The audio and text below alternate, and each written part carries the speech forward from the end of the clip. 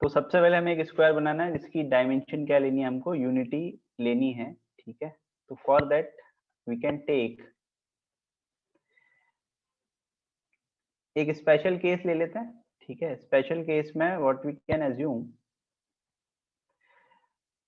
एक स्क्वायर हम यहाँ मान लेते हैं, ठीक है, जो कि तुम्हारे एक्स एक्सिस और वाई एक्सिस को वन ऑफ द साइड्स मान के बनाया गया, ठीक है। और इसका डायमेंशन जो है 1 लेना है।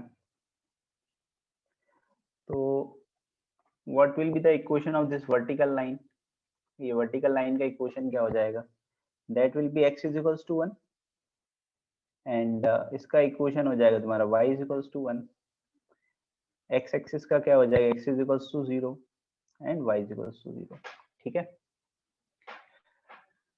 चलो इतनी बात समझ में आ गई। अब क्या बोल रहा है कि ये एक स्क्वायर बना लिया हमने, 1 यूनिटी मतलब 1, इसका डिस्टेंस जो होना चाहिए वो 9 होना चाहिए दोनों साइड से, ठीक है। तो हम कहीं पे भी एक पॉइंट ले लेते हैं, तो पॉइंट आउटसाइड ही लेना पड़ेगा, ज्यादा अच्छा वही होगा। तो हम एक पॉइंट ले लेते हैं h कॉमा के, जिसका हमें लोकस ढूंढना है, लोकस की प्रॉब्लम में जिसका लोकस ढूंढना है उसको h कॉमा के मानते हैं, ठीक है। सो हमें क्या करना है, sum of the squares of its distances from the sides, तो हमें क्या करना है, साइड से डिस्टेंस निकालना है। तो हम चारों साइड से इसका डिस्टेंस निकालेंगे।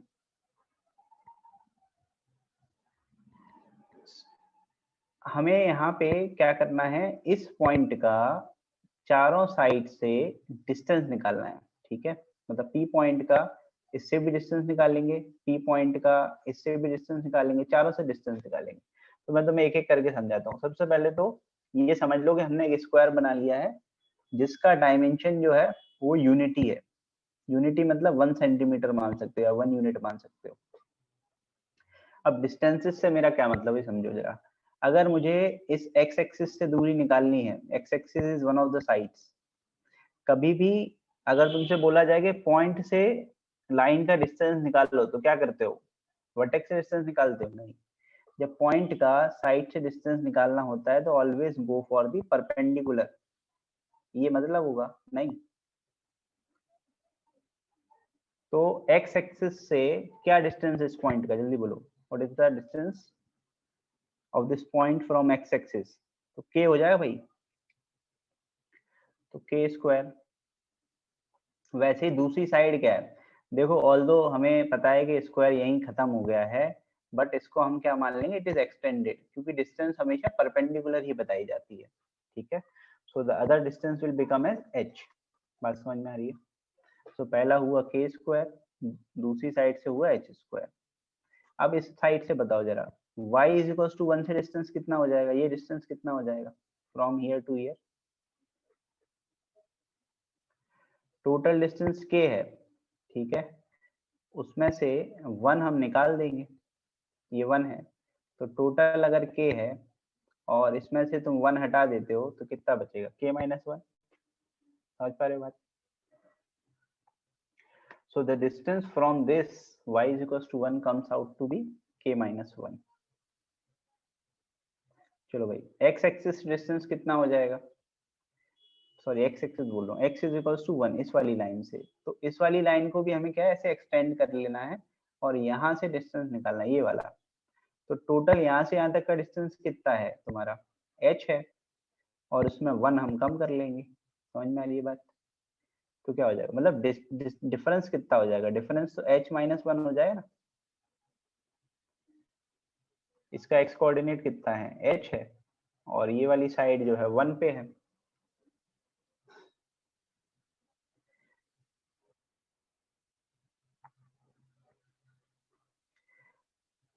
टेक्निकली मैं क्या यूज कर रहा हूँ, मैं लाइन का पॉइंट से डिस्टेंस यूज कर रहा हूँ, और क्या।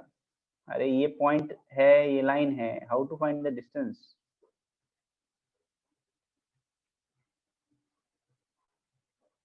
नहीं समझे बात? लेकिन अगर मैंने तुम्हें ये बता दिया कि दिस इज एक्स एक्सिस, तो डिस्टेंस कितना होगा,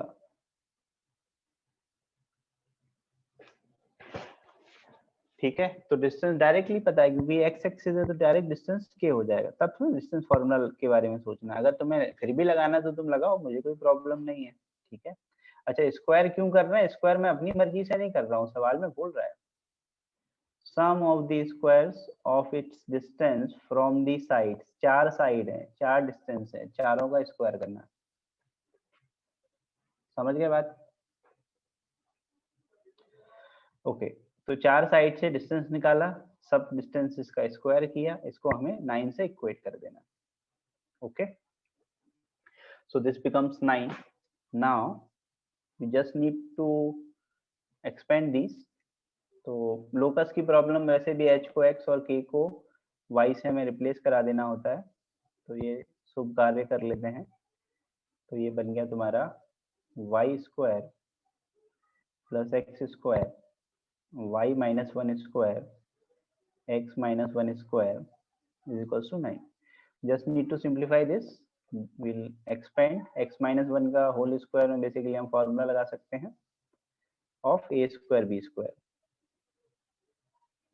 ठीक है, so this will be the ये वाला टर्म, फिर अपन y माइनस का होल स्क्वायर को एक्सपेंड कर लेंगे तो ये बन जाएगा।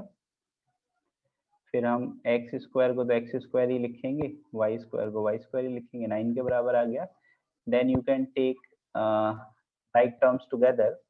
So this is 2x square plus 2y square minus 2x minus 2y and all constant terms together. 1 यहाँ आया 1 यहाँ आया 2, 9 को इधर भेज देते हैं तो -7. Then again you can divide by 2. तो x square plus y square minus x minus y minus 3.5. So that must be the answer. So can you tell me what is this locus? इसका equation जो आया है उससे हम क्या identify कर सकते हैं? Yes, from this equation we can identify this is a circle, correct? क्योंकि x स्क्वायर y स्क्वायर के कोएफिशिएंट सेम होने चाहिए, हो गए हैं, और xy का वैल्यू जो है वो 0 हो जाना है, टर्म xy का टर्म नहीं दिखना चाहिए, तो वो भी नहीं